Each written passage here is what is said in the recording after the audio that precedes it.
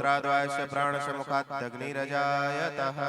आप सभी से निवेदन है, रामायण जी की आरती प्रारंभ हो रही है। कृपया आप सभी अपने स्थान पर खड़े हो जाएं, रामायण जी की आरती करें, उसके पश्चात अपने स्थान पर बैठ करके कथा श्रवण करें। सभी से निवेदन है, कृपया आप अपने स्थान पर खड़े हो जाएं।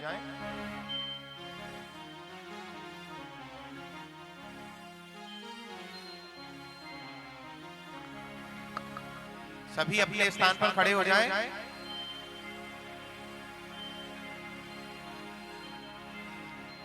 आरती श्री रामायण जिय की, आरती श्री रामायण जी की। कीरत कलित ललित सिय पिय की, कीरत कलित ललित सिय पिय की।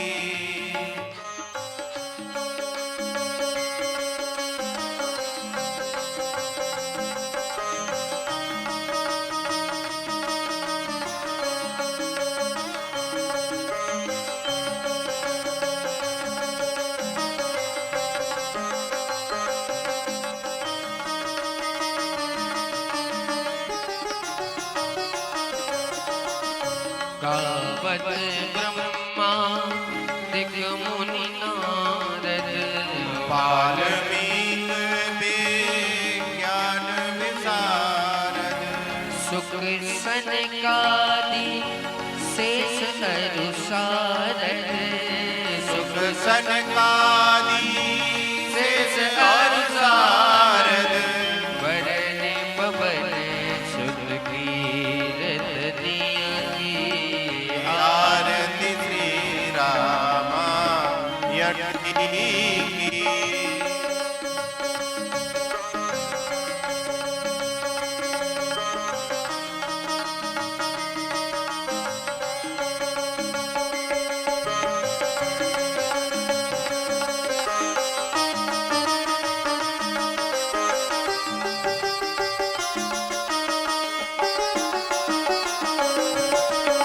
गावत वेद पुराण अष्टदश, छहो शास्त्र सब ग्रंथन को रस।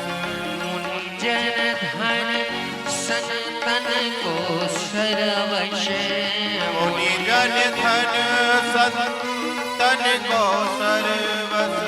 सार अंश सम्मत सब हियगी, आरती श्री रामायण जी की।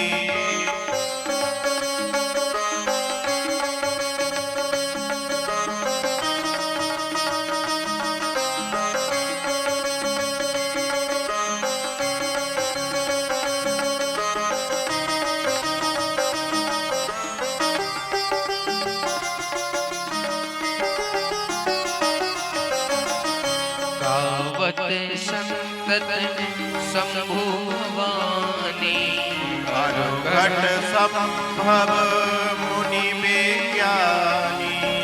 व्यास आदि कवि वरज बखानी, व्यास आदि कवि वरज बखानी, काकभूषण गरुड़ के हियकी, आरती श्री रामायण जी की।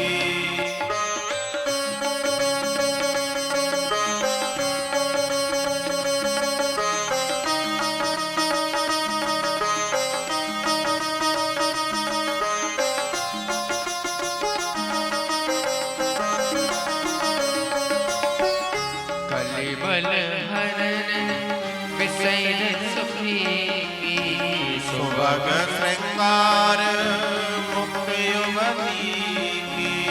दलन रोग भव मुरियमी की, दलन रोग भव मुरियमी की, तात मात सब विधि तुलसी की, आरती श्री रामायण जी की।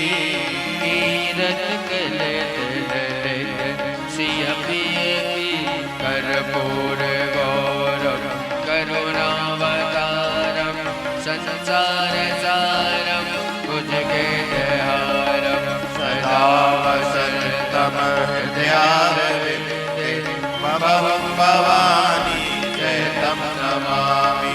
मंदारमाला गुणगान गाले कपालमाला चित सिंगाय दिव्यंबराय दिगंबराय नमः शिवाय ओम नमः शिवाय। त्वमेव माता जगता त्वमेव बन्धो जगता त्वमेव विद्या द्रविणं त्वमेव सर्वं मम देव देवा। हरे राम राम राम हरे हरे हरे कृष्णा कृष्णा कृष्णा हरे हरे। हरे राम राम हरे हरे हरे कृष्णा कृष्णा हरे हरे राम राम हरे हरे हरे कृष्णा कृष्णा हरे हरे अम्मा ओम जजने नजनमय जनित देवास्तानि धर्माणि विद्यमान्या सन्नादेहनागं महिमानः सजन्ति पूर्वे साध्याः सन्ति देवः। हरे ओम एकदन्ताय विद्महे वक्रतुण्डाय धीमहि तन्नो दन्ते प्रचोदयात्। हरे ओम नन्दनन्दनाय च विद्महे यशोदानन्दनाय च धीमहि तन्नो श्रीकृष्णः प्रचोदयात्। हरे ओम वृषभानुजायै च विद्महे कृष्णप्रियायै च धीमहि तन्नो श्रीराधा प्रचोदयात्। नाना सुगन्धि पुष्पाणि यथा कालोद्भवानि च पुष्पाञ्जलिर्मया दत्ता ग्रहण परमेश्वर।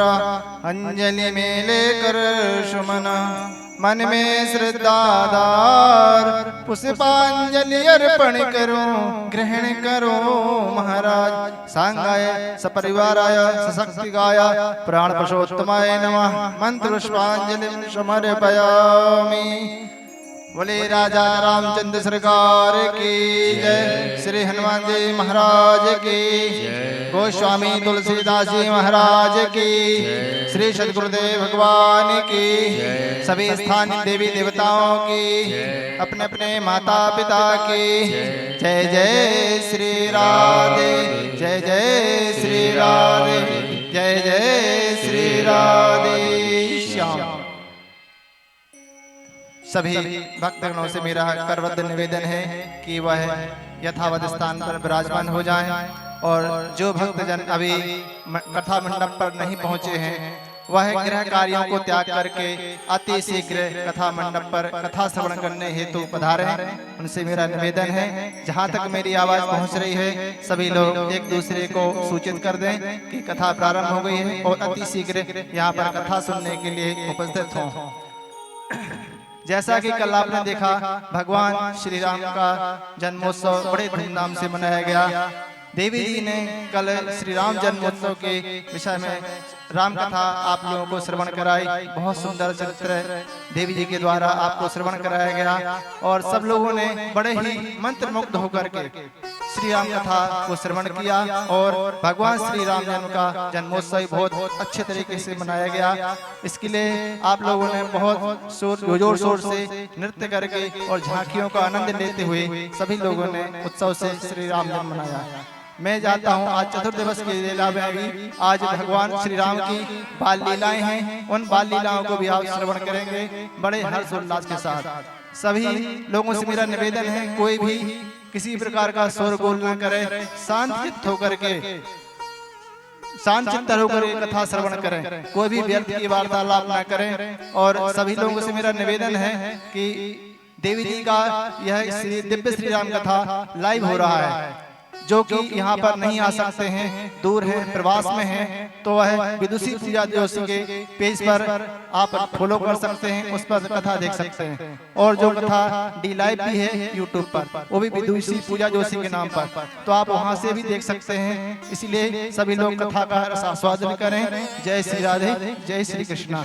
मैं पूज्य देव जी से प्रार्थना करूंगा कि वह आज चतुर्दिवस की बेला में दिव्य श्री राम कथा सबको श्रवण कराएं। जय श्री राधे।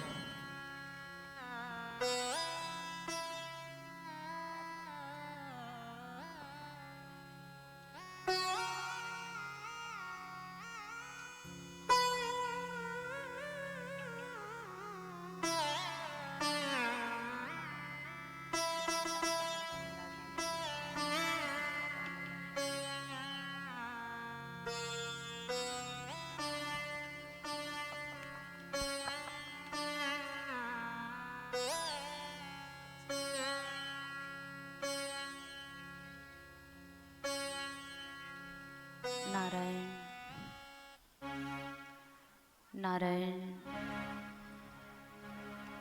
नारायण नारायण। हरि ओम नारायण नारायण नारायण।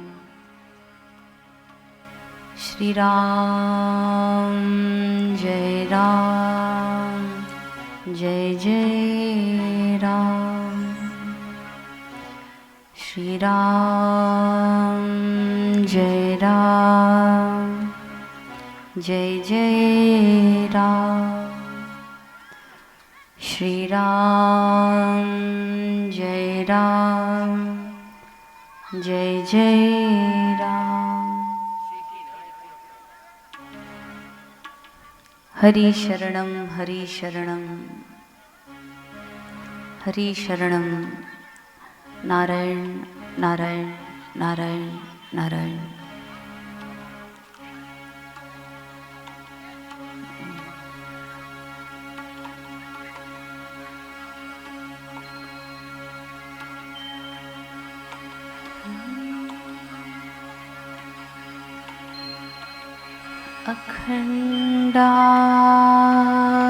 अखंडानंद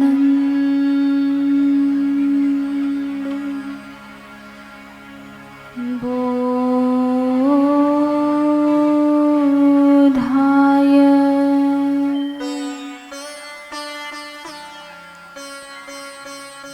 शिष्य संतापहारिणे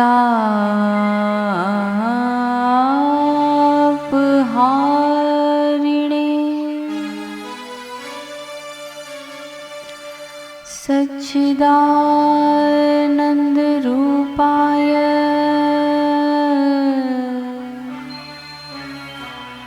तस्मै श्री गुरवे नमः।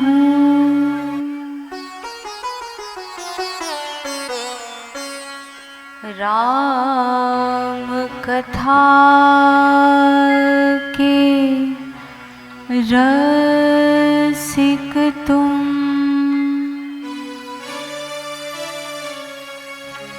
भक्ति सुसम्मतिधि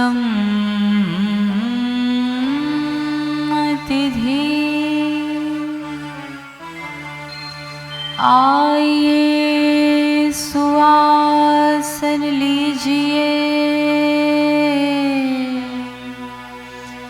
प्रभु तेज पुंज महावीर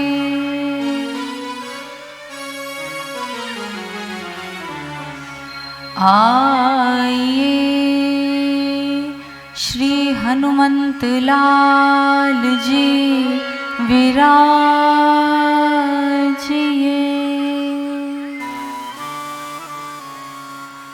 अतुलित बलधाम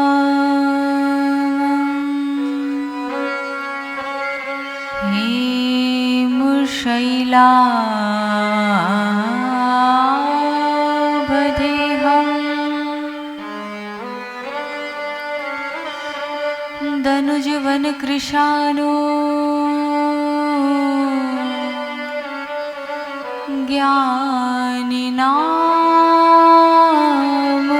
ज्ञानिनामग्रगण्य सकल गुण निधानं वानराणामधीशं श्री रघुपति प्रिय भक्तं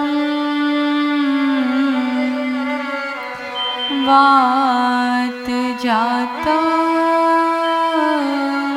नमामि।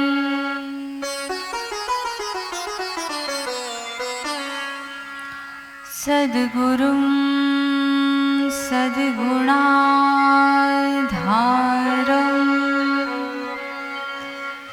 ध्यानगम्यं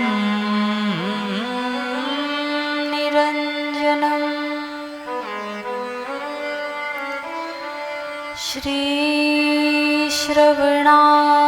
श्रीश्रवणानन्दपादं वै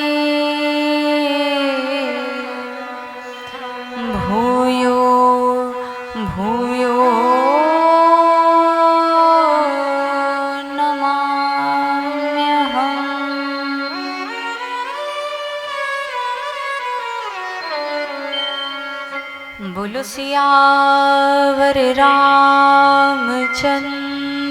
की श्री हनुमान जी महाराज की सद्गुरुदेव भगवान की गोस्वामी श्री तुलसीदास जी महाराज की काली माता की कुंजल माता की नमः पार्वती पतये हर हर हर महादेव।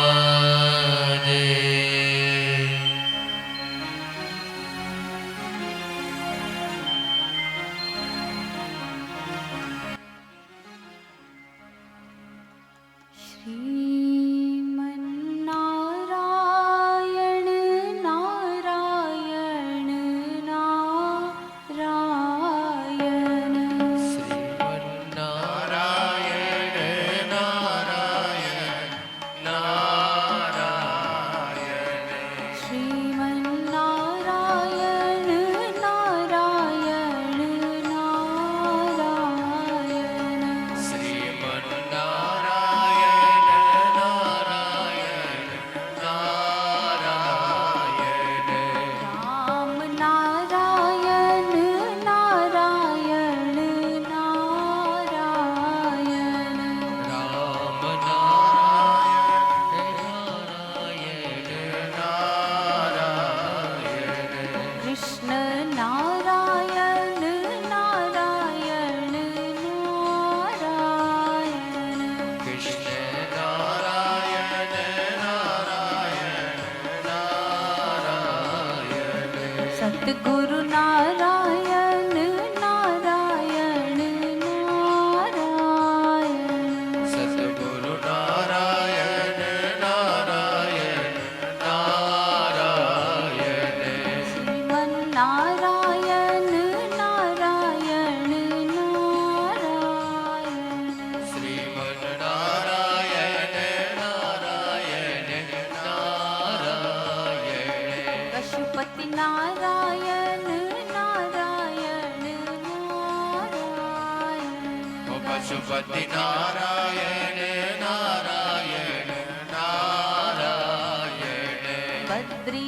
नारायण नारायण नारायण ओ बद्री नारायण नारायण नारायण जय जय नारायण नारायण नारायण जय जय नारायण नारायण नारायण गाओ नारायण नारायण नारायण गाओ नारायण नारायण नारायण भजमन नारायण नारायण नारायण भजमन नारायण नारायण नारायण श्रीमन नारायण नारायण नारायण श्रीमन्नारायण नारायण नारायण श्रीमन नारायण नारायण नारायण नारायण नारायण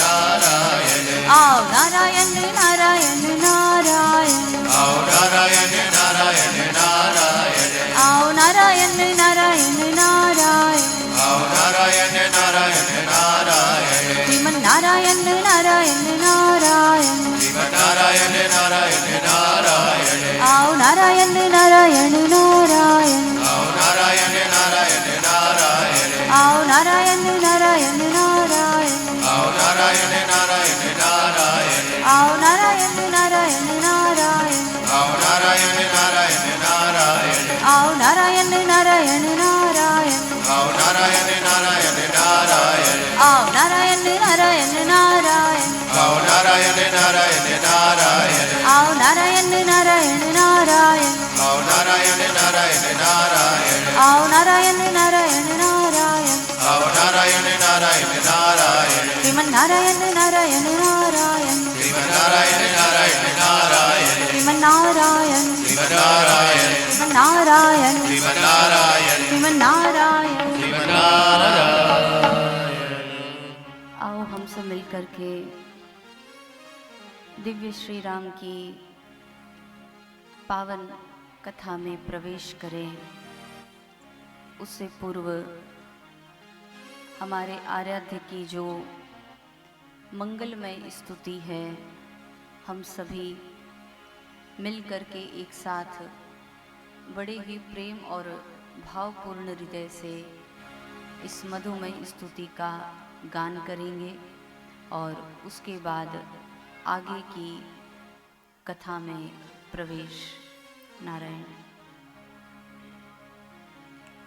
श्री राम चंद्र कृपालु भज मन हरण भव भयनादनम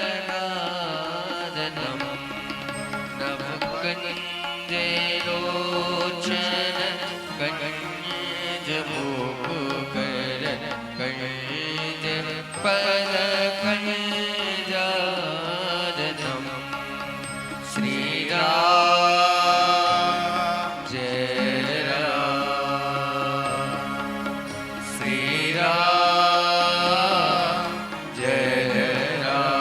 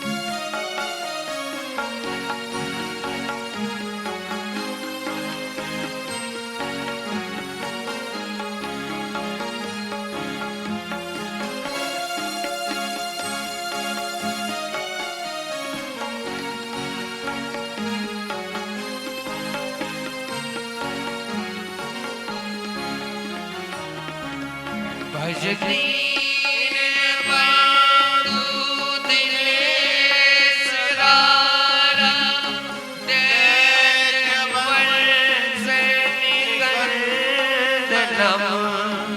रघुनंदन आनन कंद कौशल चंद दशरथ नंदनम श्री राम जय राम श्री राम जय राम।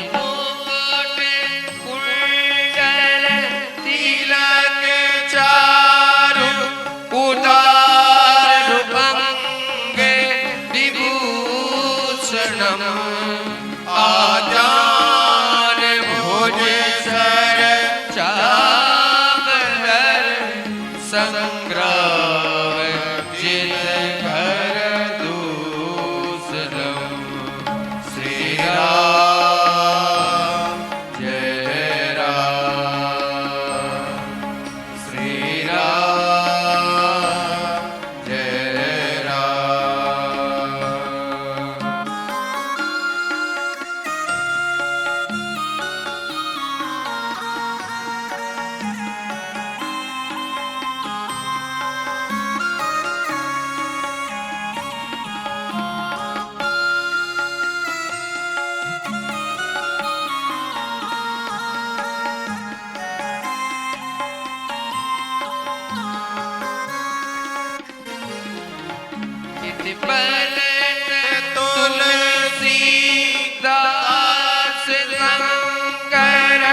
शेष मुनि मन रंजनम मम हृदय काज निवास गुरु कामादि हर गंजनम श्री राम जय राम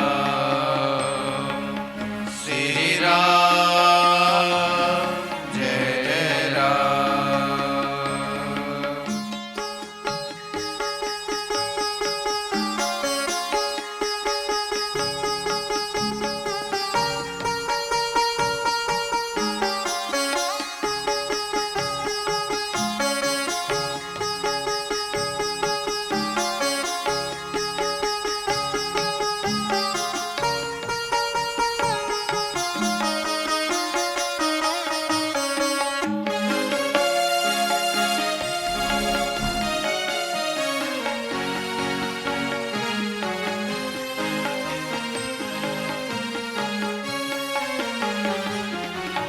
मनुजाई राजहु मिलई सोबर सहज सुंदर सावरो करुणा निधान सुजान शीलो स्नेह जानत रावरो श्री राम जय जय राम श्री राम जय राम।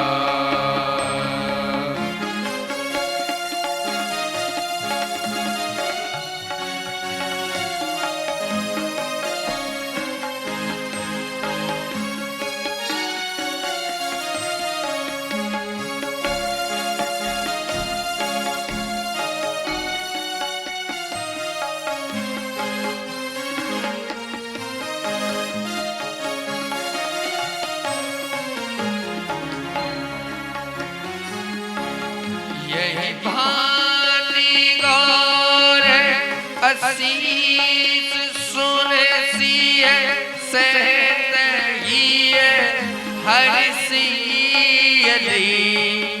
तुलसी भवानी पूज मुनि पुनि मुदित मन मंदिर चली श्री राम जय जय राम श्री राम जय जय राम।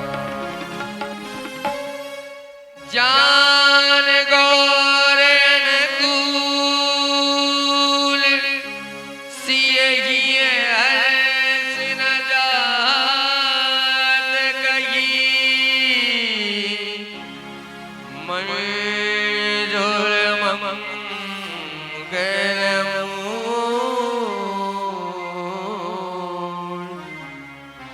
बामंग फरकन लगे।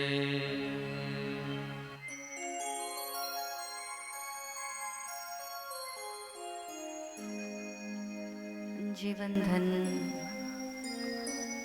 श्री प्रिया प्रीतम के श्री सीताराम जी महाराज के युगल पावन पवित्र चरणारविंदों में कोटिशय वंदन।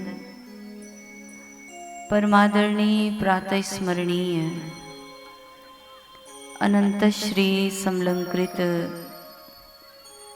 श्री सद्गुरुदेव भगवान के युगल पावन पवित्र चरणारविंदों में कोटिशय वंदन।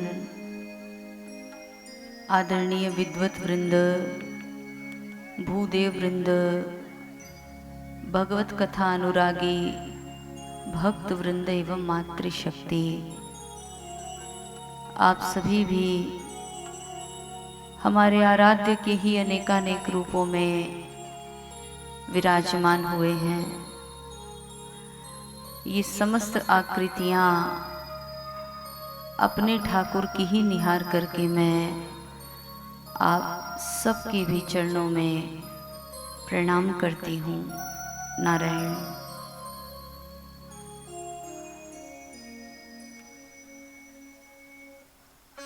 आज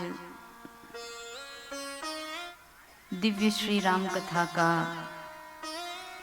चतुर्थ दिवस प्रारंभ होने जा रहा है। कल की पावन पुनीत वेला में हम सभी लोगों ने बड़े ही दिव्य भाव से प्रभु श्री राम के जो अवतार की कथा है उस कथा को श्रवण किया। जब गोस्वामी जी ने ये बात बताई कि राजा दशरथ के मन में एक अभाव खटका। राजा दशरथ के पास सब कुछ था, क्योंकि अयोध्या का जो साम्राज्य है वो बहुत बड़ा साम्राज्य था। चक्रवर्ती राजा दशरथ थे। सब कुछ होने के बाद भी राजा दशरथ के जीवन में एक अभाव था, क्योंकि भगवान सबको सब कुछ नहीं देता है। कहीं न कहीं कोई न कोई एक कमी हर व्यक्ति के जीवन में बनी रहती है। अच्छे से अच्छे आप पैसे वाले ढूंढ लीजिए, चाहे बड़ी पद प्रतिष्ठा वाले लोग ढूंढ लीजिए, हर व्यक्ति के जीवन में आप पाएंगे कि कुछ न कुछ कमी है। हर व्यक्ति सातों सुख से संपन्न नहीं होता है, कुछ तो राजा दशरथ के पास भी हर प्रकार का वैभव था। लेकिन आज दशरथ जी के मन में जब ये एक अभाव हुआ कि मेरे पास सब कुछ है लेकिन मेरे पुत्र नहीं हैं, गोस्वामी जी ने यहाँ पर एक बड़ी अच्छी बात कही है। बाबा कहते हैं कि एक बार भूपति मन माही भय ग्लानि मोरे सुत नाही। यहाँ पर जो शब्द लिखा है ये शब्द भूपति शब्द है, दशरथ शब्द नहीं है। दशरथ जी को पुत्र चाहिए ऐसा नहीं लिखा है। एक भूपति शब्द है। भूपति का अर्थ होता है राजा। अपने लोगों की भाषा में कहा जाए तो प्रधानमंत्री, देश का राष्ट्रपति, जो उस पूरे राज्य को संभाल रहा है, जो पूरे देश को संभाल रहा है। तो राजा दशरथ के मन में, भूपति के मन में ये लगा कि मैं तो अब वृद्ध हो जाऊंगा, मेरे बाद ये राज्य कौन संभालेगा। हर राजा के मन में ऐसी एक चिंता बनी रहनी चाहिए, क्योंकि हमारे शास्त्र भी कहते हैं जासु राज प्रिय प्रजा दुखारी, सो नृप अवश्य नरक अधिकारी। जिस राजा के राज्य में प्रजा दुखी रहती है वो राजा निश्चित रूप से नरक जाता है। तो राजा दशरथ को ये बात पता थी, तो उनको लगा था कि कहीं मेरे मर जाने के बाद में मेरी प्रजा का क्या होगा, तो इसलिए कोई न कोई युवराज, कोई न कोई राजकुमार अवश्य होना चाहिए। तब श्री दशरथ जी ने आपने कल कथा श्रवणी करी, यज्ञ कराया और उसी के फल स्वरूप भगवान का अवतार हुआ। जब दशरथ जी को नारायण ये बात पता चली तो आज हमारे दशरथ जी महाराज बड़े प्रसन्न हुए हैं और प्रसन्न होकर के नारायण दशरथ जी ने खूब दान दिया। कल आपने श्रवण किया कि दशरथ जी के हाथ में जो वस्तु आई सोई वस्तु दान कर दी, खूब दान किया। बाबा एक बड़ी अच्छी बात यहाँ कहते हैं कि दशरथ पुत्र जन्म सुनि काना, मानहु ब्रह्मा नंद समाना।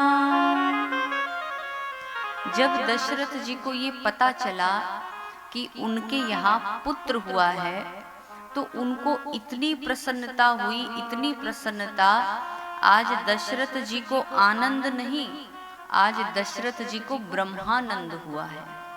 आनंद ही आनंद तो बहुत छोटी चीज हो गई, इनको ब्रह्मानंद हुआ।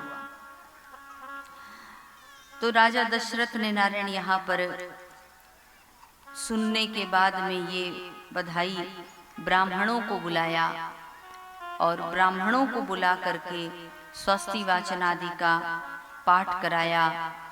फिर ब्राह्मणों को भी बहुत दान दिया और उसके बाद जो संस्कार आदि होते हैं, जात कर्म आदि संस्कार, वो सभी संस्कार राजा दशरथ ने अपने पुत्रों के करवाए ब्राह्मणों के द्वारा। देखो हमारे यहाँ सनातन धर्म में 16 प्रकार के संस्कारों की चर्चा होती है। 16 संस्कार हमारे यहाँ किए जाते हैं। कई लोग कहते हैं कि ये जो संस्कार किए जाते हैं इनकी आवश्यकता क्या है, क्यों करना। नामकरण संस्कार है, अरे भाई जो मन में इच्छा है सो नाम रख लो, जब मन चाहे तब बच्चे का अन्नप्राशन संस्कार करा दो, जब इच्छा है तब चूड़ाकर्म संस्कार करा दो, जब इच्छा हो। परंतु ये जो संस्कार होते हैं ये मनमाने ढंग से नहीं किए जाते हैं, ये बिल्कुल विधि विधान के साथ ही किए जाते हैं।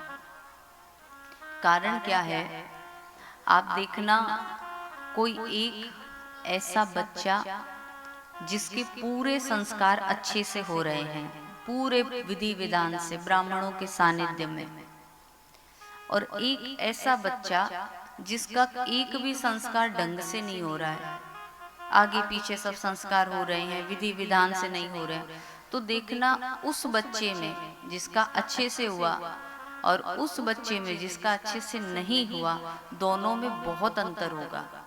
दोनों के रहन सहन में, दोनों के खान पान में, दोनों के विचारों में, दोनों की मेंटलिटी में बहुत अंतर होगा। कारण क्या है कि अपने यहाँ 84 लाख योनियों का वर्णन किया जाता है कि मनुष्य, ये जो जीवात्मा है, ये 84 लाख योनियों में भटकती है, तब जाकर के अंत में भगवान इसको मनुष्य की देह प्रदान करते हैं।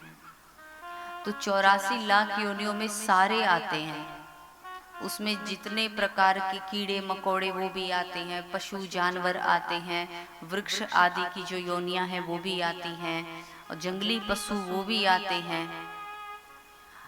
तो मानो एक जन्म में जो जीवात्मा थी वो किसी कीड़े मकोड़े के शरीर में गई। अब जीवात्मा तो वही वाली जाएगी सब शरीरों में, आत्मा तो चेंज होती नहीं है। तो पहले वो आत्मा मानो किसी कीड़े मकोड़े के शरीर में गई, तो शरीर के जो लक्षण होते हैं उसका प्रभाव आत्मा पर पड़ता है। कीड़े मकोड़े के शरीर से निकल करके वहीं आत्मा किसी जंगली हिंसक पशु में चली गई, फिर जंगली हिंसक पशु का जो स्वभाव था उसकी परछाई भी आत्मा पर पड़ी। ऐसे 84 लाख योनियों में भटकते भटकते हर प्रकार की योनियों की जो जो लक्षण हैं, जो जो प्रभाव है, वो उस आत्मा पर पड़ते हैं। फिर लास्ट में हम मनुष्य योनि को प्राप्त होते हैं, तब हम मनुष्य बनते हैं। तो हमारी आत्मा पर उन पीछे वाले जन्मों की परछाई रहती है, उन पिछले जन्मों के कुछ संस्कार हमारी आत्मा पे पड़े रहते हैं। तो जब हमारे यहाँ सनातन धर्म में जो 16 संस्कार करवाए जाते हैं, इन्हीं 16 संस्कारों से उस आत्मा पर जो पीछे के संस्कारों की परछाई पड़ी है, वो इन संस्कारों के द्वारा धीरे धीरे धीरे धीरे साफ हो जाती है और हमारी आत्मा एकदम प्योर, एकदम पवित्र हो जाती है। इसीलिए जिनके आत्मा पवित्र है, जिनका संस्कार अच्छे से हुआ है, वो तो बड़ा अच्छा विचारवान व्यक्ति बनता है। और जिनका संस्कार अच्छे से नहीं हुआ, वो फिर कभी पशुओं जैसा व्यवहार करेगा, क्योंकि वो पहले पशु भी बना था। कभी किसी जैसा व्यवहार, कभी किसी जैसा व्यवहार। इसलिए हम सभी सनातनी हैं, हिंदू हैं। हमारा धर्म ये कहता है कि हम अपने 16 संस्कारों को जाने, जो जन्म से लेकर के मृत्यु तक। देखो, इनमें जो मुख्य 3 संस्कार होते हैं, जन्मने का, फिर विवाह संस्कार और फिर मृत्यु संस्कार। कम से कम ये 3 तो बहुत विधि विधान के साथ करने चाहिए। तो यहाँ राजा दशरथ को भी इन संस्कारों की महिमा पता थी, इसलिए उन्होंने भी नारायण अपने पुत्रों के संस्कार बड़े विधि विधान के साथ संपन्न करवाए।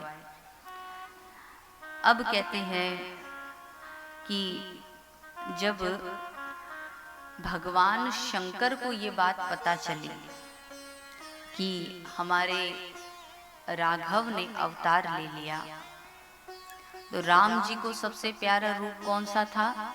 शंकर जी को राम जी का बाल रूप। तो शंकर जी को लगा कि ये तो हमारा फेवरेट वाला रूप है, कम से कम इस प्यारे रूप के दर्शन करने के लिए तो जाना चाहिए। शंकर जी जाने को तैयार हुए।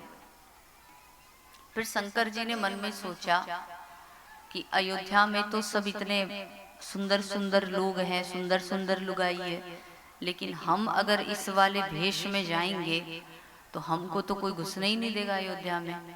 ऐसे भूत प्रेत वाला रूप लेकर के कौन जाने देगा? तो क्या करें? भगवान शंकर ने विचार किया कि एक काम करो, अपन अपना रूप चेंज करते हैं। अपन इस रूप में नहीं जाएंगे, अपन कुछ बन के जाते हैं। तो क्या बन करके जाएं? तो शंकर जी को लगा कि इस समय लोगों का जो आकर्षण है वो ज्योतिष पे बहुत ज्यादा है। जो ज्योतिष जानता है उसकी बल्ले बल्ले है इस समय समाज में, क्योंकि हर आदमी हाथ दिखाना चाहता है, हर आदमी कुंडली दिखाना, बताना, जानना चाहता है। तो जिसने ज्योतिष सीख ली, समझ लो उसका बेड़ा पार हो गया। हम भी अभी उसका थोड़ा अध्ययन कर रहे हैं। ठाकुर जी ने चाहा तो जल्दी सीख जाएंगे। तो काकभुषुंडी जी ने मन में विचार किया, इन्होंने भगवान शंकर ने मन में विचार किया कि काम करता हूँ, मैं रूप बना लेता हूँ एक ज्योतिषी का, और ज्योतिषी बन करके जाऊंगा तो बड़े आराम से महल के अंदर प्रवेश मिल जाएगा। फिर लगा कि खाली ज्योतिषी बन जाऊंगा, गुरु बन जाऊंगा, कोई चेला होगा ही नहीं, तो फिर गुरु की इतनी वैल्यू नहीं होती है। अगर गुरु हो तो कोई न कोई एक आध दो चेला भी आगे पीछे चलने चाहिए, तो अच्छा लगता है जाने में। तो वो सोचे चेला किसको बनाएंगे? तो इनको लगा कि भगवान के जो परम भक्त हैं श्री काकभुषुंड जी महाराज, चलो उसको चेला बनाते हैं। तो भगवान शंकर ने तो नारायण आज ज्योतिषी का रूप बनाया और अपना नाम क्या रखा? बोले मेरा नाम तो शंकर तो है ही है, मैं आचार्य बन करके जा रहा हूं, तो नाम रख लिया शंकराचार्य, शंकर आचार्य। एक महात्मा हमारे तो बड़े विनोदी, वो कहते थे कि नाम आपन धैले पंडित शंकर दत्त शर्मा। भोले बाबा ने अपना एक अलग नाम रखा, बोले नाम आपन धैले पंडित शंकर दत्त शर्मा, रेखा देखी सब कर के मिटावे लगले भरमा। जिसके मन में जो भरम था सबकी रेखा देख देख के मिटाने लगे। तो भगवान शंकर तैयार हो गए और कागभूषुंड जी। अब नारायण ये दोनों चल करके आए अयोध्या में। अब जैसे ही अयोध्या में आए तो देखा यहाँ सब लोग व्यस्त हैं, इधर उधर जा रहे हैं, कोई ध्यान ही नहीं दे रहा। तब तक भगवान शंकर ने सोचा कोई बात ही नहीं करेगा तो हम पहुंचेंगे कैसे महल तक। तो एक व्यक्ति जा रहा था, भोले बाबा ने उससे कहा कि अलख निरंजन। वो इधर आ गया, हाँ जी क्या काम है? तो भोले बाबा को तो सब पता है कौन किसका क्या नाम है, किसके जीवन में क्या घट रहा है, उनसे तो कुछ छिपा है नहीं। तो भगवान शंकर ने कहा कि तुम्हारा नाम ये है। तो उसको थोड़ा सा आश्चर्य लगा, उसने कहा कि हाँ नाम तो यही है, आप कौन? बोले हम कौन है ये बाद में बताएंगे, पहले ये बताओ तुम्हारी पत्नी का नाम ये है। उनसे कुछ छुपा नहीं, बोले हाँ महाराज नाम तो यही है। फिर बोले तुम्हारे घर में अभी ये झमेला चल रहा है। बोले हाँ महाराज आप तो सब कुछ जानते, कहाँ से आए हैं? फिर बोले इतने बच्चे हैं, पड़ोसी ये है, घर ऐसा, मकान ऐसा, व्यापार है, पूरा उसकी पूरी जीवनी पढ़ के सुना दी। अब बाबा से तो कुछ छुपा नहीं था, सारी बात शंकर जी ने बताई। अब वो तो महाराज भगत बन गया। पूछा कि नाथ आप कौन हो, कहाँ से आए हो? तो भोले बाबा ने कहा कि हम हिमालय से आए हैं और हम बड़े अच्छे ज्योतिषी हैं। तो कहा कि ठीक है प्रभु, बड़ी कृपा करी, हमारे यहाँ पर भी अभी कुछ बच्चों का जन्म हुआ है, क्या आप उनका भी हाथ देख के बता सकते हैं? शंकर जी ने मन में कहा कि हम तो चाहते ही यही हैं कि जल्दी से उन बच्चों के पास पहुंचे। अब वो व्यक्ति गया, उसने नारायण दो चार को और बता दिया। बताते बताते बताते ये बात राजा दशरथ के महल तक पहुंची। अब महल में जो सेविकाएं थी उनको पता चला, और पुरुष से ज्यादा स्त्रियों को भविष्य जानने की चिंता रहती है कि महाराज हमें बताओ हमें बताओ। पुरुषों में तो फिर भी थोड़ा इंटरेस्ट कम रहता है। तो जब इन सेविकाओं को इनको पता चला, ये गई सीधा कौशल्या मैया के पास। बोली मैया आज अपने अयोध्या में कोई हिमालय के बड़ा बाबा आया है और वो सबकी कुंडली बताता है, तो ऐसा करो बाबा को बुलाओ, अपन भी अपने लाला की कुंडली दिखवाते हैं, कुछ पूछते हैं। तो कौशल्या मैया तो बड़ी प्रसन्न हुई, अच्छा लगा। कौशल्या मैया ने राजा दशरथ से कहा, दशरथ जी ने सुमंत को भेजा कि तुम रथ लेकर के जाओ और उनको महल में लाओ। सुमंत जी गए, बोले बाबा को कागभूषुंड जी को रथ पे बैठाला और बैठाल करके महल में लेकर के आए। अब नारायण जैसे ही महल में भोले बाबा आए, इधर राम जी को पता चल गया कि बाबा दर्शन करने आए हैं। राम जी छोटे से राम जी पालने में लेटे हुए थे, इंतजार कर रहे थे कि भोले बाबा कब आएंगे कब आएंगे। तब तक भोले बाबा उधर से आए सारी सेविकाओं के साथ में और अंदर जाने लगे। भोले बाबा तो सीधा कमरे में घुस गए, कागभूषुंड जी भी पीछे पीछे घुसने लगे। तब तक सेविकाओं ने रोक दिया, बोले कागभूषुंड जी बोले क्या हुआ? बोले आप अंदर नहीं जा सकते। बोले क्यों, मैंने क्या कर दिया जो मैं अंदर नहीं जाऊंगा? उन्होंने कहा कि इस कमरे में केवल एक ही व्यक्ति प्रवेश कर सकता है। अब तो कागभूषुंड जी घबरा गए, दुखी हो गए कि नाथ यहाँ तक बुला करके भी दर्शन नहीं दोगे। कितना आपका दर्शन करने के लिए कितना हमने उल्टा सीधा वेश बनाया, कितना झूठ बोला, कितना परिश्रम किया, अभी भी दर्शन नहीं दोगे। कागभूषुंड जी तो उदास हो गए और भगवान शंकर अंदर जाने लगे। तब तक काकभूषुंड जी ने शंकर जी से कहा कि भोले बाबा अब तुम ही कोई ऐसी युक्ति लगाओ कि हम भी तुम्हारे साथ अंदर चलें। बाबा ने कहा नहीं लगाया तो? बोले नहीं लगाओगे तो हम तुम्हारी भी सारी पोल पट्टी खोल देंगे। अभी की तो कोई ज्योतिषी होतीसी नहीं हो बोले बाबा हो, अभी पोल पट्टी खोल देंगे तुम्हारी। तो शंकर जी सोचे कि ये काकभूषुंड जी कहीं गड़बड़ न कर दे, यहाँ तक तो पहुंच गए हैं। तो भोले बाबा ने उन सब से कहा कि देखो ऐसा है कि अब मैं तो हो गया हूं बूढ़ा, ज्योतिष देखते देखते, तो मेरी तो आंखें कमजोर हो गई हैं, मुझे तो कुछ दिखता है नहीं, और बालक तुम्हारा बहुत छोटा है, और छोटे बच्चे की रेखा भी साफ साफ नहीं दिखती है। तो ऐसा करो, मेरा जो चेला है ये जवान है, इसके बिना मैं कुंडली देख नहीं पाऊंगा, हाथ देख नहीं पाऊंगा। ये मेरे साथ आएगा, ये रेखा पढ़ पढ़ के मुझे बताता रहेगा, तभी तो मैं कुछ बता पाऊंगा। मैं इसके बिना कुछ बता नहीं पाऊंगा, इसको तो भेजना ही पड़ेगा। तब से भी उन्होंने कहा कि अच्छा अच्छा ठीक है, तो आप भी अंदर आए। आप तो काकभूषुंड जी राजी हो गए, दोनों अंदर आए। दोनों अंदर आने के बाद में सबसे पहले भगवान शंकर तो गए, उन्होंने जाकर के हस्तरेखा देखने के लिए राघव का हाथ पकड़ा, और हाथ जो पकड़ा नारायण, शंकर जी को तो इतना आनंद आया, इतना कोमल हाथ, इतना कोमल हाथ छोटे से लाला का। शंकर जी को स्पर्श होते ही समाधि लगने लग गई। इतना आनंद आया कि भोले बाबा समाधि में जाने लगे।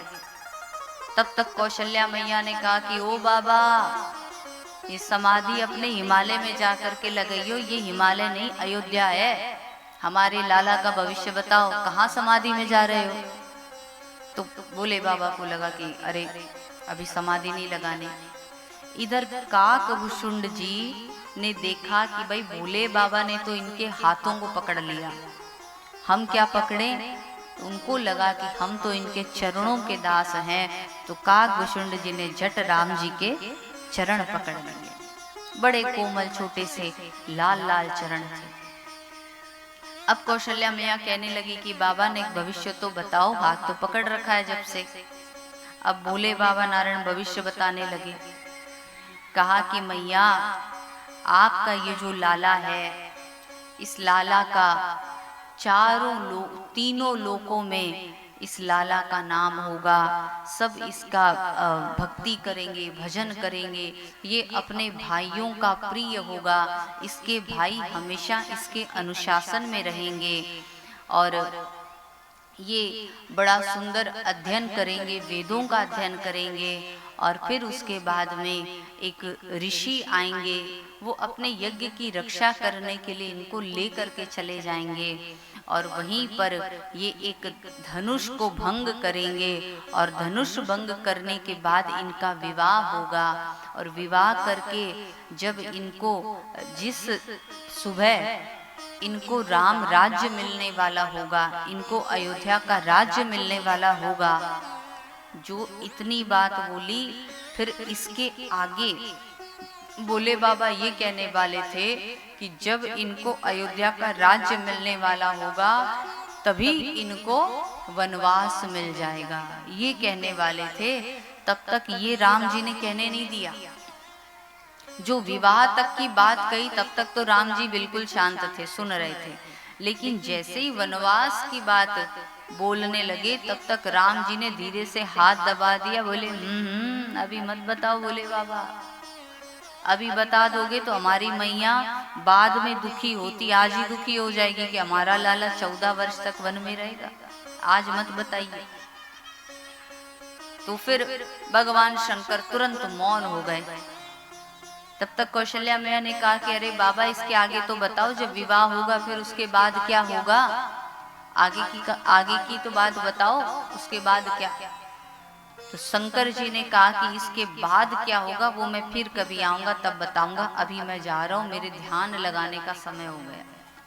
आधी अधूरी सी बात बता करके शंकर भगवान तो वापस कैलाश पर आ गए अपने वेश में, और इतने आनंद में कि आज तो राम जी का दर्शन हो गया। तब तक पार्वती जी ने देखा। पार्वती जी ने कहा कि आज तो आप बड़े आनंद में लग रहे हैं, बात क्या है? तो भोले बाबा ने कहा कि पता है, आज मैं अयोध्या गया था और एक ज्योतिषी का वेश बना करके, और पता है मैंने तो अपने आराध्य के दर्शन भी किए, उनके चरणों को छुआ, उनको बिल्कुल करीब से देखा मैंने आज, इसलिए मैं आनंद में हूं। तो पार्वती जी बोली कि ये आपने गलत किया, आप अकेले चले गए दर्शन करने के लिए, अरे हमसे भी कह देते, हम भी चल लेते। बाबा ने कहा कि वहां जाने के लिए कोई मनाही थोड़ी है, अरे हमारे राम जी का दरबार तो सबके लिए खुला है, सब आओ दर्शन करो। ऐसा करो तुम भी अब कोई वेश बना लो और वेश बना करके दर्शन करिए आओ। तो पार्वती मैया मन में विचार करती है कि इन्होंने तो एक ज्योतिषी का वेश बना लिया, मैं किसका वेश बनाऊं? तो इनके मन में एक बड़ा सुंदर विचार आया। क्या विचार आया? एक महात्मा कहते हैं कि देखन दशरथ जी के छौना, गिरी जा बेचन चली खिलौना। पार्वती मैया एक खिलौना बेचने वाली बन गई। उनको लगा कि लाला भी छोटे हैं, छोटे बच्चों का सबसे ज्यादा अट्रैक्शन खिलौनों में होता है, अच्छे अच्छे खिलौने चाहिए। तो उनको लगा कि राम जी छोटे से हैं, मैं खिलौने लेकर के जाऊंगी तो मेरे पास आ जाएंगे। आज पार्वती मैया ने एक खिलौना बेचने वाली का रूप बनाया था, और इतनी बड़ी सी वो एक इतनी बड़ी टोकरी में बड़े सुंदर सुंदर से ढेर सारे खिलौने भर लिए, और अपने सर पे वो टोकरी रख करके आज पार्वती मैया अयोध्या की गलियों में कहती है, खिलौना ले ले मैया खिलौना ले ले, मैं आई बड़ी दूर ते मैया खिलौना ले ले खिलौना ले ले। जो दासियों ने देखा कि अरे अरे आज तो अयोध्या में इतने बढ़िया बढ़िया खिलौने बेचने वाली आई है, चलो चलो महल चलो, हमारे यहाँ 4-4 लाला हैं, तुम सबको खिलौने दे देना। पार्वती मैया भी बड़ी प्रसन्न है कि चलो अब हमें भी दर्शन होंगे। गई महल में लेकर के आई दासियां, और टोकरी आगे रख दी, और उसमें से 4 बच्चे थे छोटे, सब के लिए दो खिलौने उठाए तो टोकरी खाली हो गई। 8-10 खिलौने थे, बड़े बड़े थे खिलौने, टोकरी खाली हो गई। अब पार्वती मैया ने ये सोचा कि मैंने दर्शन तो कर लिया, लेकिन मैंने स्पर्श नहीं किया इनका, काश एक बार ये राम जी अपने चरणों का मुझे स्पर्श भी करा दे तो मैं धन्य हो जाऊं।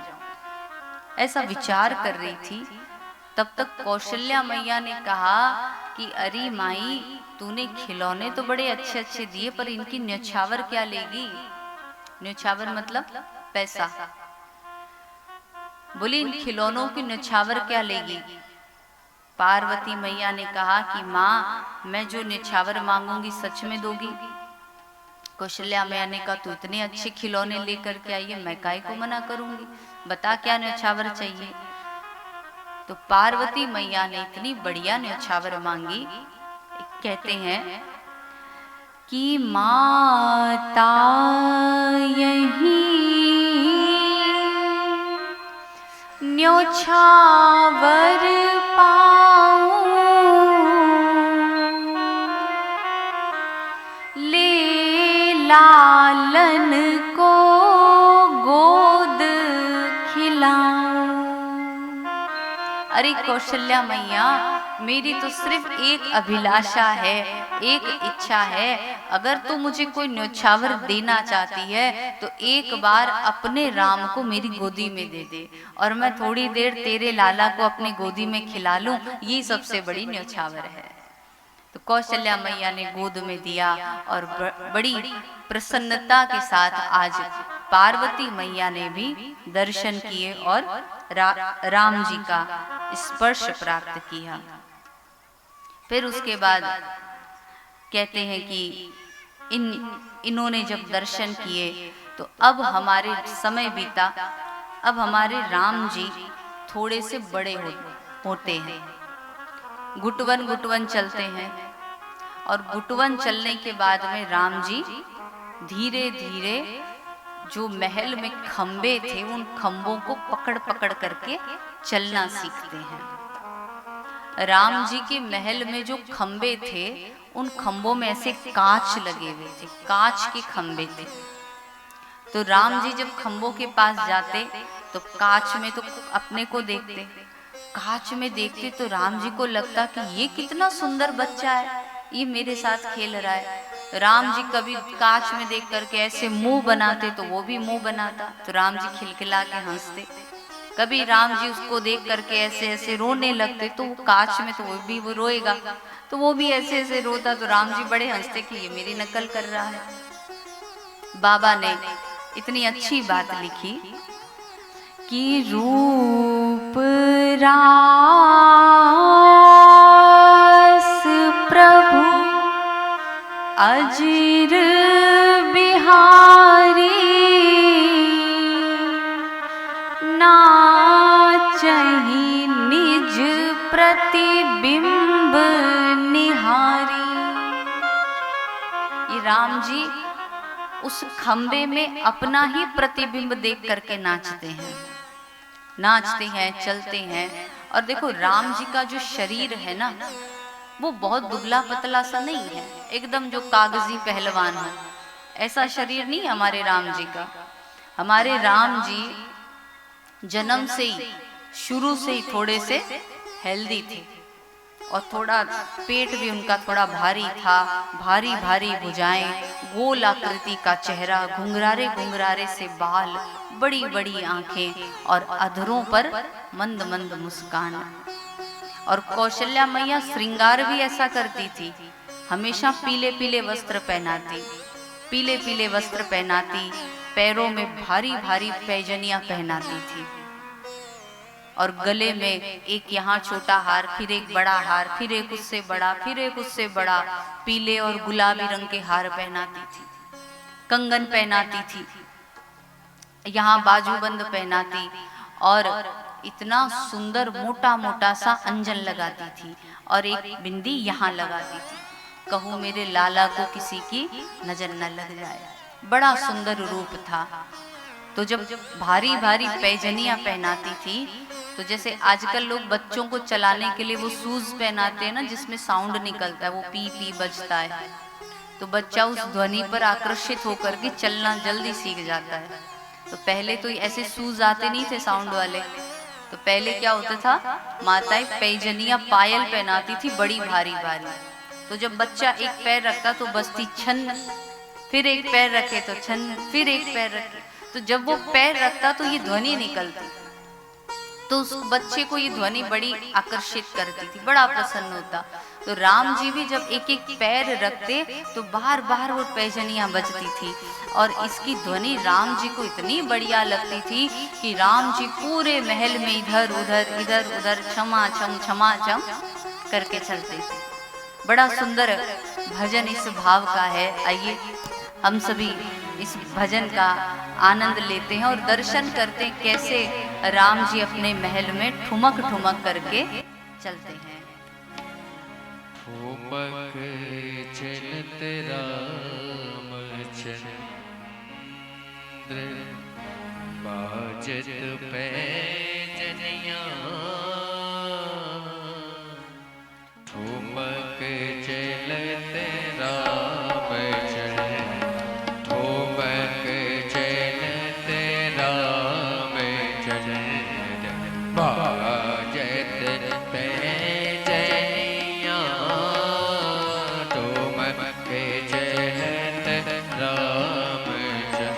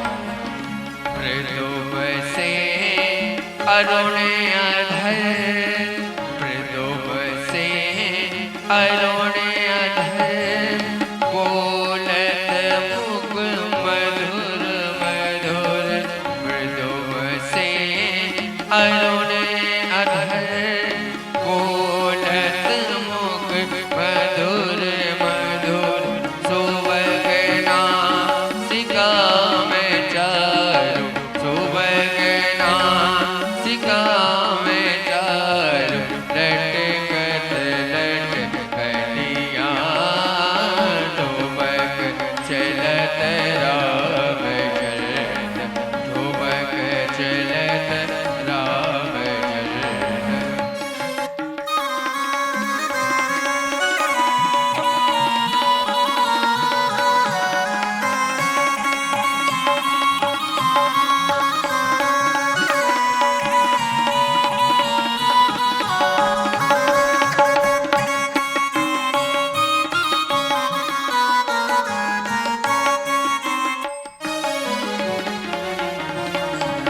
मोदक मिश्री रसाल मोदक मिश्री रसाल मन भावे ले लाल मोदक मिश्री रसाल मन भावे सुले लाल और ले केलन को और ले केलन को कल चल झूल डोलिया ठुमक चलत राम चरण ठुमक चलत राम चरण बाजत पैदलिया ठुमक चलत राम चरण।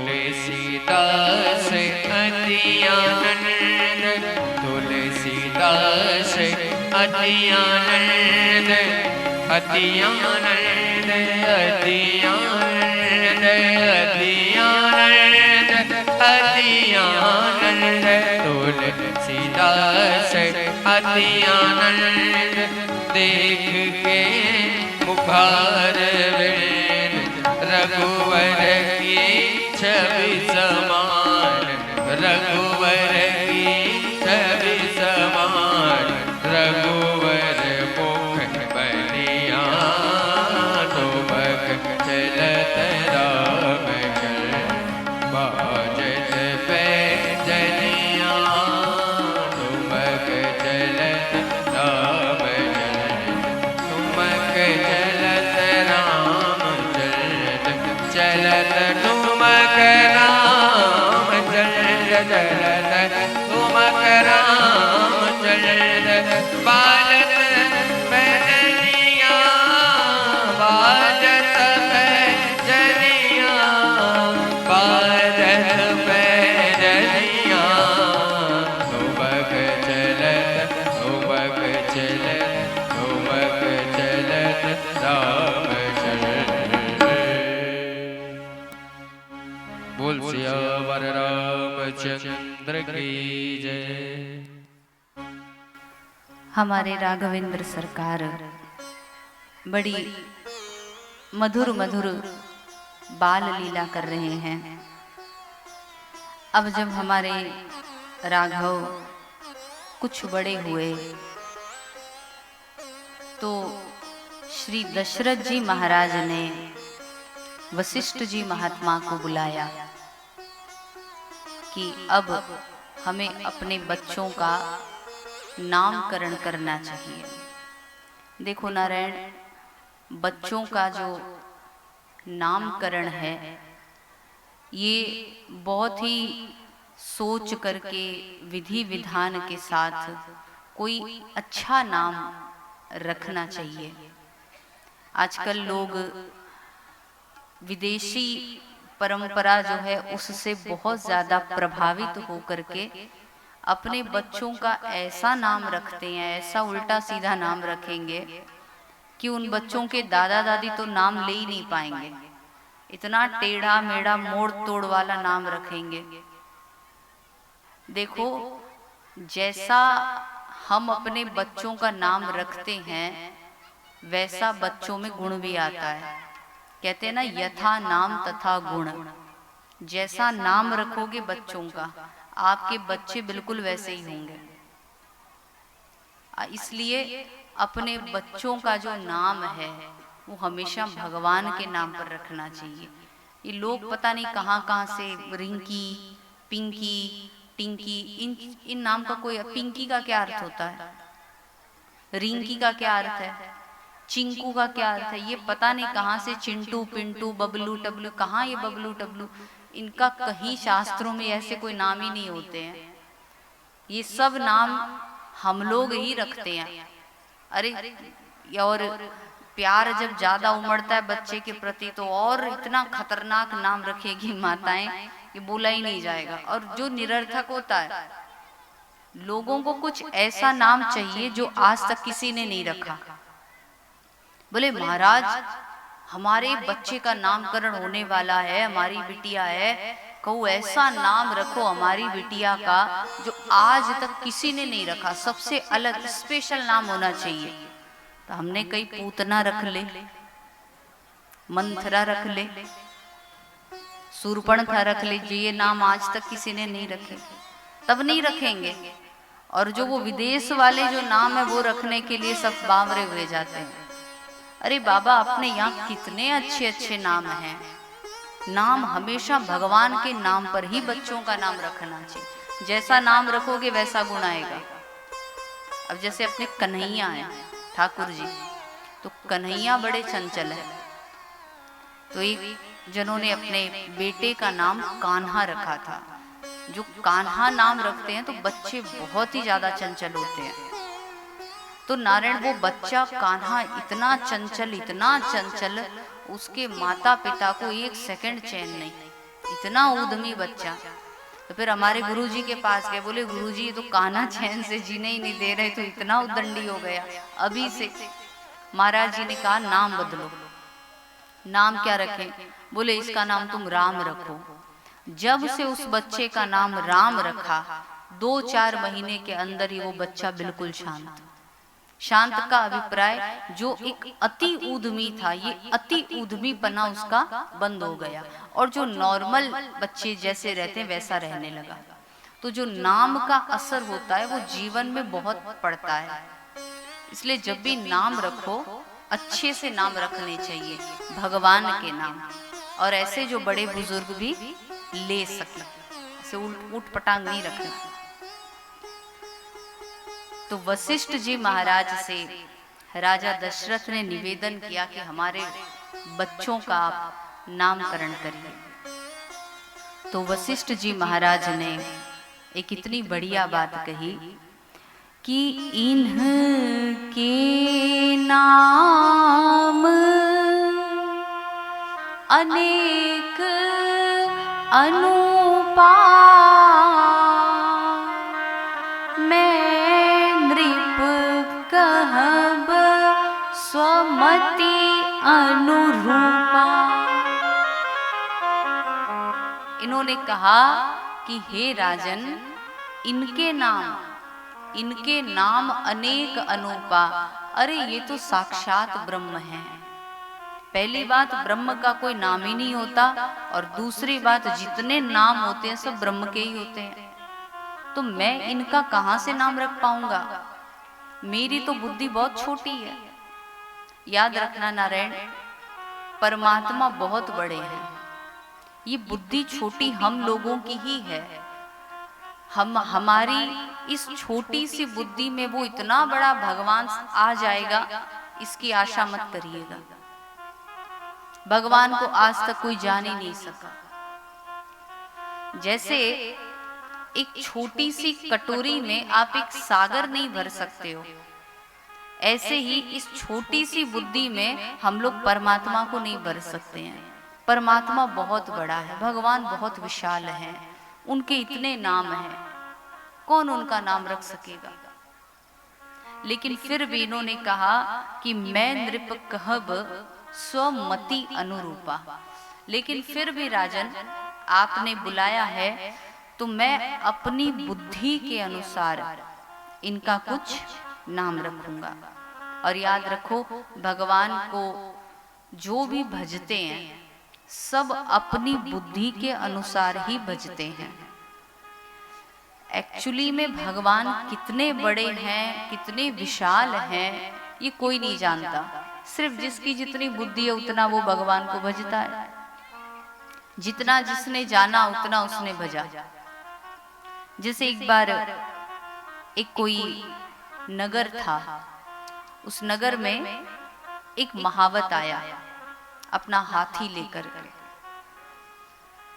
तो उस नगर में 4 अंधे लोग थे।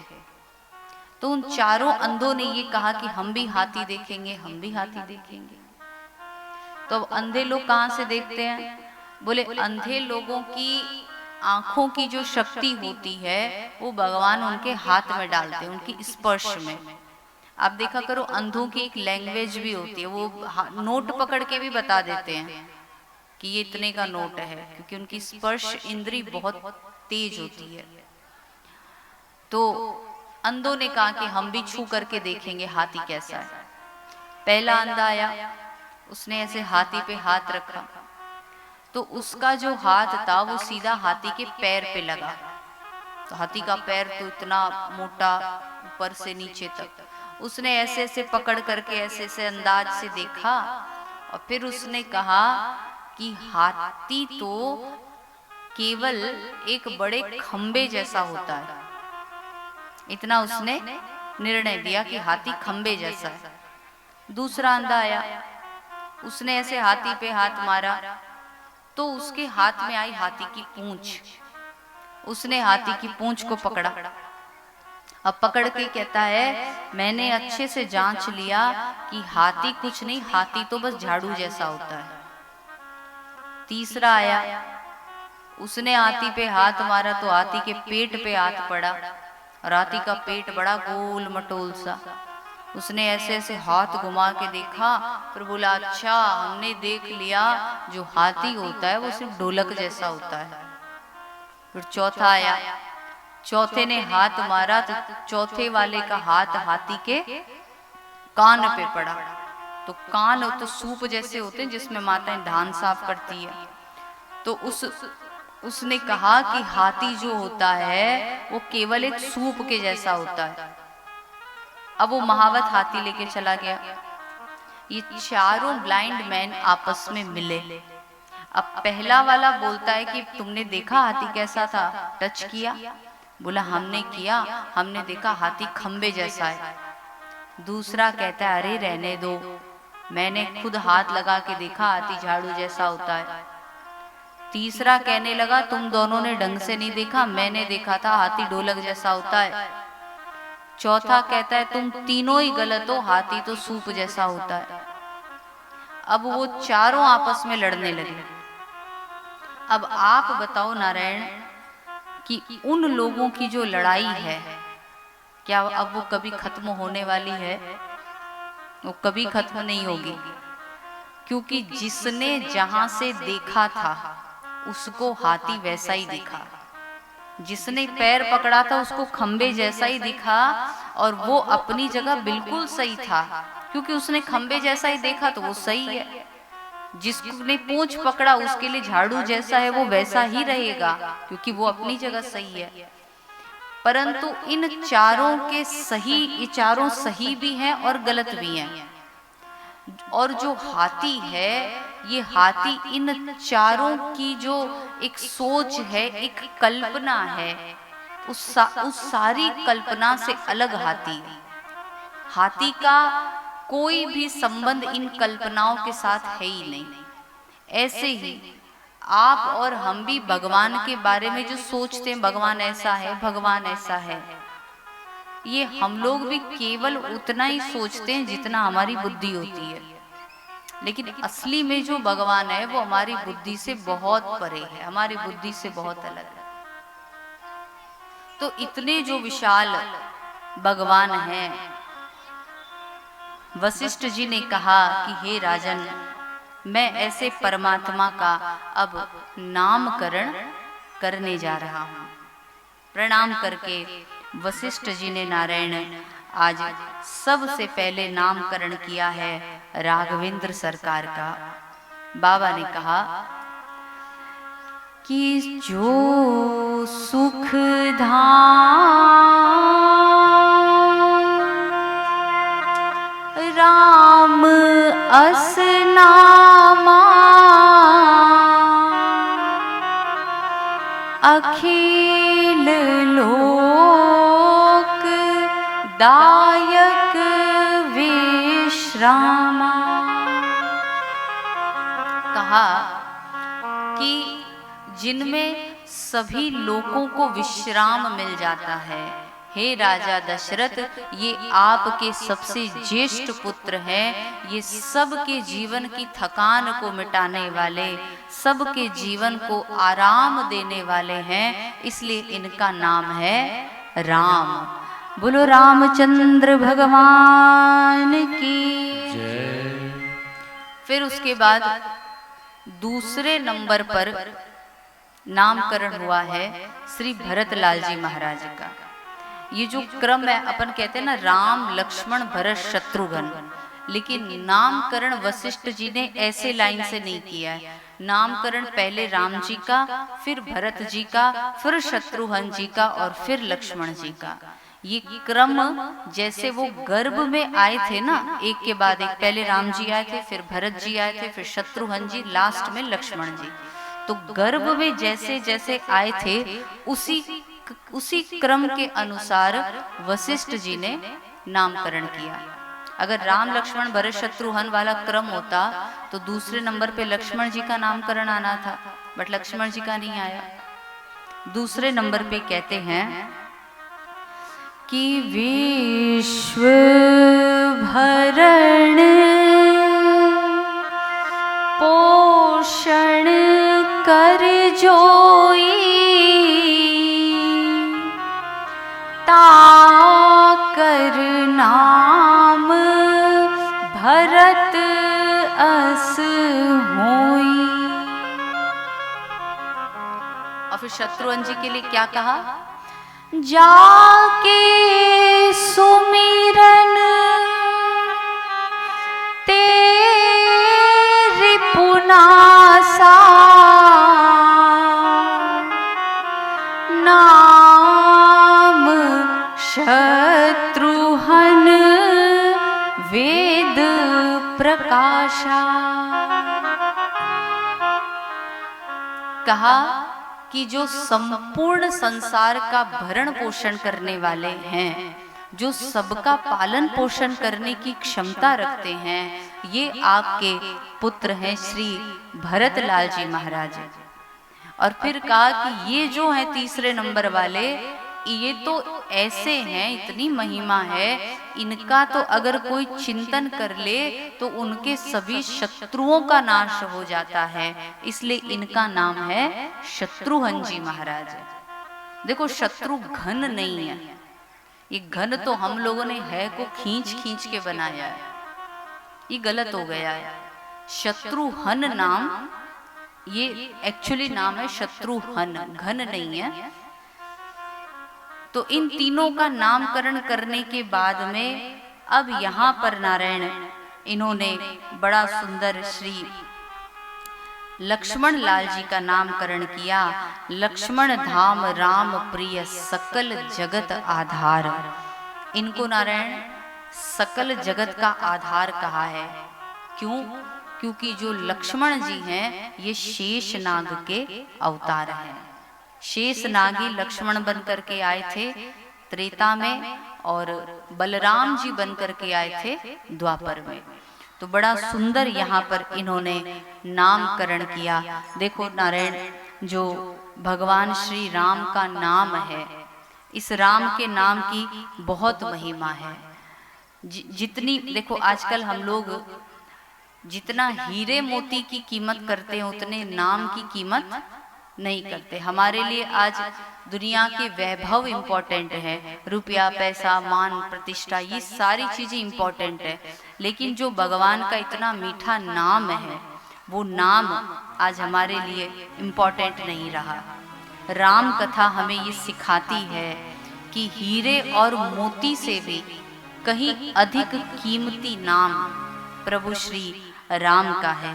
तो आइए हम सभी मिल करके प्रभु श्री राम के नाम का भजन का आनंद लेते हैं। बोलो रामचंद्र भगवान की जय।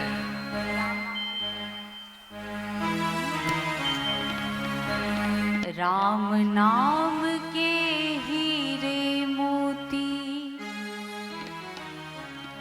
मैं बिखराऊं गली गली, ले लो रे कोई राम का प्यारा शोर मचाऊं गली गली। गली गली शोर मचाऊं गली गली। राम नाम के हीरे मोती मैं बिखराऊं गली गली। राम नाम के हीरे मोती मैं बिखराऊं गली गली। ले लो रे कोई राम का प्यारा शोर मचाऊं गली गली। बोलो राम बोलो राम बोलो राम राम राम। बोलो राम बोलो राम बोलो राम राम राम। बोलो राम बोलो राम बोलो राम राम राम। बोलो राम बोलो राम बोलो राम राम राम।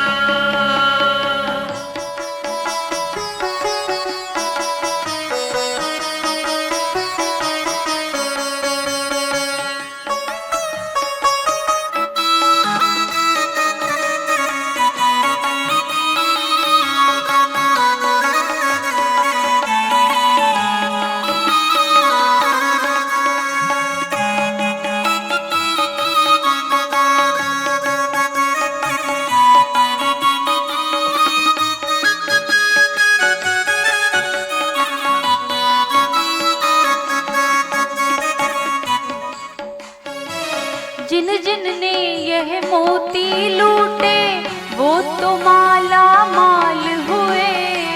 जिन जिन ने ये मोती लूटे वह तो माला माल हुए। धन दौलत के बने पुजारी आखिर वह कंगाल हुए।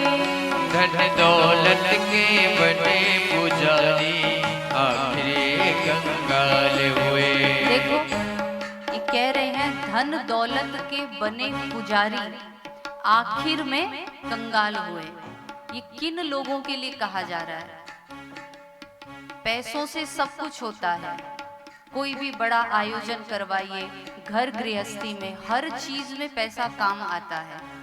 यहाँ पैसों को नकारा नहीं गया कि कमाई मत करिए, पैसा छोड़ दीजिए, तो खाएंगे क्या, पहनेंगे क्या? पैसों की तो आवश्यकता है, बहुत प्रैक्टिकली सोच है ये। तो किन लोगों के लिए कहा गया है? बोले ये भजन उन लोगों के लिए कहा गया है जो चोरी करते हैं दूसरों का धन, जो किसी को ठगते हैं, जो किसी के साथ छल करके कपट करके उनका धन, उनका सोने का हरण करते हैं। वो लोग आखिरकार निश्चित कंगाल होते हैं। चोरी का धन कभी भी व्यक्ति को सुखी नहीं रहने देता है। किसी का भी अधिकार मार करके आप बैठ जाइए, भाई भाई का अधिकार मार के बैठता है, निश्चित रोएगा, निश्चित रोएगा। ये शास्त्र कहता है। ऐसा धन कभी भी सुख नहीं देता जो दूसरों को पीड़ा दे करके कमाया जाए। आप अगर किसी का अधिकार छीनते हैं, आप अगर किसी को कुछ पैसे उधार देकर देते हैं लेकिन फिर आप उधार चुकाते नहीं हैं, उधार खा जाते हैं, तो याद रखना ये भजन उन्हीं लोगों के लिए।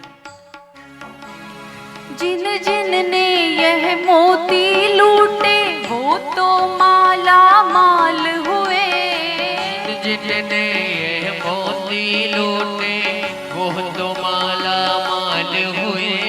धन दौलत के बने पुजारी आखिर वह कंगाल हुए। धन दौलत के बने पुजारी आखिर वो कंगाल हुए। चांदी सोने वालों सुन लो,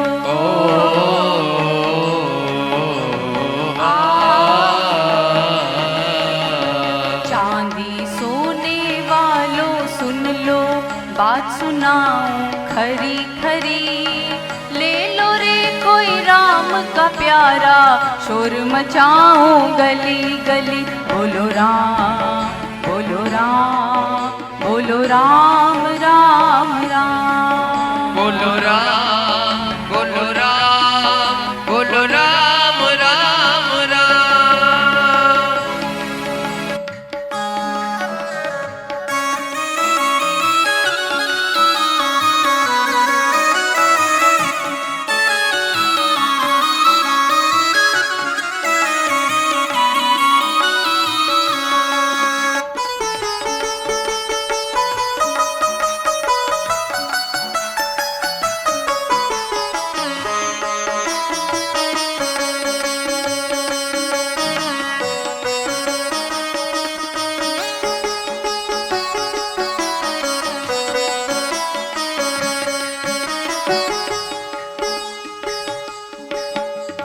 क्यों करता तू मेरा मेरी, यह तो तेरा मकान नहीं। क्यों करता तू मेरा मेरी, यह तो तेरा मुकाम नहीं। झूठे जग में फंसा हुआ है वह सच्चा इंसान नहीं। झूठे जग में फंसा हुआ है वो सच्चा इंसान नहीं। कितनी अच्छी बात कहते हैं, क्यों करता तू मेरा मेरी, यह तो तेरा मकान नहीं। आज हम लोग इस समय देखा जाए तो समाज में सबसे ज्यादा जो समस्या है वो समस्या जमीन जायदाद की है। वो समस्या हिस्सों की है कि हिस्से नहीं मिल रहे, हमें हमारा अधिकार नहीं मिल रहा, हमारी जमीन छीन ली, हमारे भाई ने ऐसा कर दिया वैसा कर दिया। ये सभी जो लोग एक दूसरे को कष्ट देते हैं, जिनका ये धन छीना जाता है, उन पर तो ठाकुर जी की कृपा निश्चित होती है अगर वो ईमानदार हैं। लेकिन जो लोग अपने भाई का मकान दुकान ये सब छीन करके स्वयं उस पर अपना शासन करते हैं, उसे अपने अंडर में रखते हैं, उन लोगों के लिए ये बात कही गई है। क्यों करता तू मेरा मेरी, यह तो तेरा मकान नहीं। क्यों करता तू मेरा मेरी, यह तो तेरा मकाम नहीं। झूठे जग में फंसा हुआ है वह सच्चा इंसान नहीं। झूठे जग में फंसा हुआ है वो सच्चा इंसान नहीं। जग का मेला 2 दिन का है,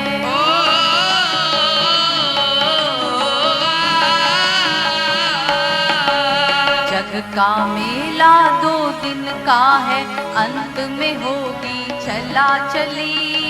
ले लो रे कोई राम का प्यारा, शोर मचाऊं गली गली। बोलो राम बोलो राम बोलो राम राम राम। बोलो राम बोलो राम बोलो राम राम राम।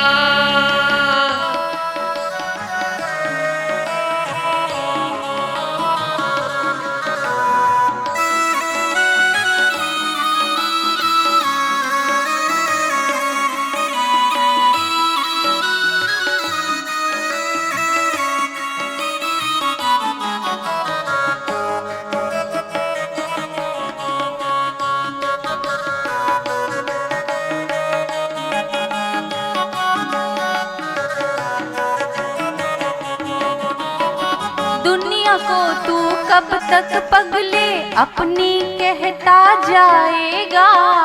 दुनिया को कब तक पगले अपने कहता जाएगा। ईश्वर को तू भूल गया है, अंत समय पछताएगा। को तू भूल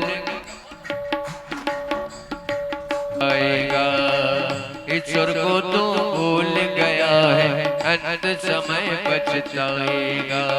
2 दिन का यह चमन खिला है,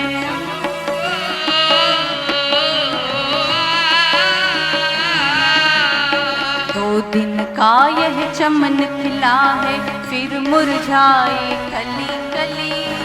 ले लो रे कोई राम का प्यारा, शोर मचाऊं गली गली। बोलो राम, बोलो राम, बोलो राम राम राम, बोलो राम, बोलो राम, बोलो राम राम राम, बोलो राम, बोलो राम, बोलो राम राम राम, बोलो राम, बोलो राम, बोलो राम राम।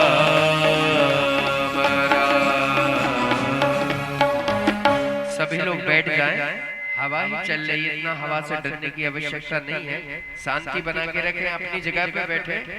1-2 मिनट की बात है, जगह पे बैठो। ये भगवान की कथा है, तो ये वैसे तो विघ्न आते ही है भगवान की कथा में, इसलिए सभी लोग माताएं अपने स्थान पे बैठे, घबराए ना। हवा ही चल रही है, अपनी जगह पे बैठे, शांति बनाए रखें।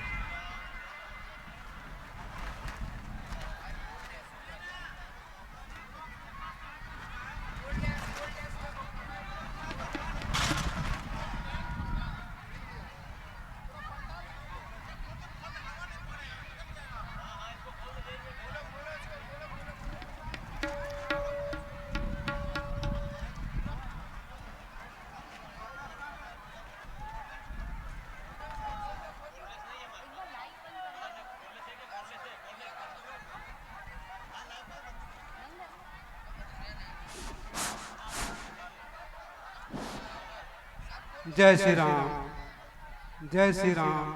हम लोग एक बार जय श्री राम का नारा लगाएंगे। जय श्री राम, जय श्री राम। पवन सुत हनुमान की, पवन सुत हनुमान की।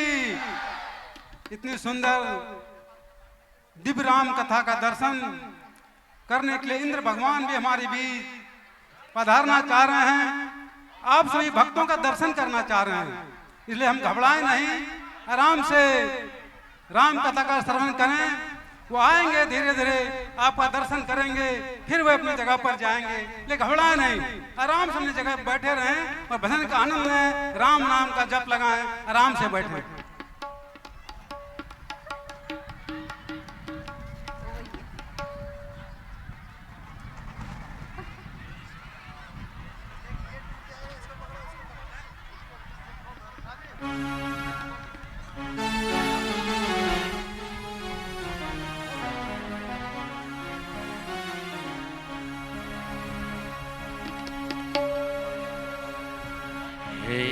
दुख भंजन मारुति नंदन, सुन लो मेरी पुकार, पवन सुत विनती बारंबार, पवन सुत विनती बारंबार।